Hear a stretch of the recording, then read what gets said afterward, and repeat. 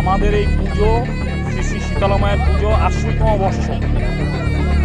আচ্ছা, আমাদের এই পুজোর বিশেষত্ব হচ্ছে আমাদের এই পুজো বেণীমাধব শীলের পঞ্জিকাতে উঠেছে, পদ্মগুপ্তের পঞ্জিকাতে উঠেছে।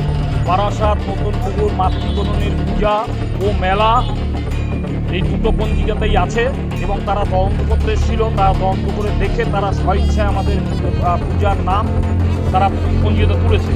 আমাদের এই মানে মাতৃকরণী নামটা হচ্ছে এই মায়ের জন্য, শ্রী শ্রী শীতলা মায়ের জন্য মাতৃকরণী নাম হচ্ছে শ্রী শীতলা মা, সেই জন্য মাতৃকরণী নাম। ঠিক আছে। প্রথম কথা হচ্ছে ৩,০০০ মানুষকে প্রায় খাওয়ানো সর্বসাধারণের ভোগ রান্না হয়, যেটা ভোরবেলা থেকে শুরু হয়েছে, চলবে একেবারে রাত 11টা পর্যন্ত। মানুষের অংশগ্রহণ এখানে সবথেকে বড় এবং এই অঞ্চল শুধু নয়, এই অঞ্চলকে ঘিরে ৪-৫টা ওয়ার্ডের মানুষ এই পুজোর সঙ্গে আবেগে যুক্ত আছে।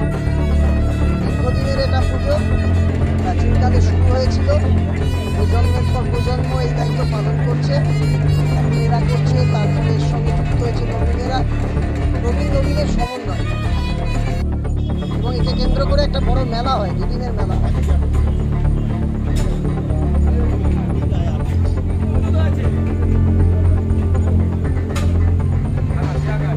শুরু হয়েছে সকাল থেকে এবং যত মানুষ আসবে এখানে পোশাক গ্রহণ এটা একটা অসাধারণ মিলন ক্ষেত্র তৈরি হয় এই পুজোকে কেন্দ্র করে।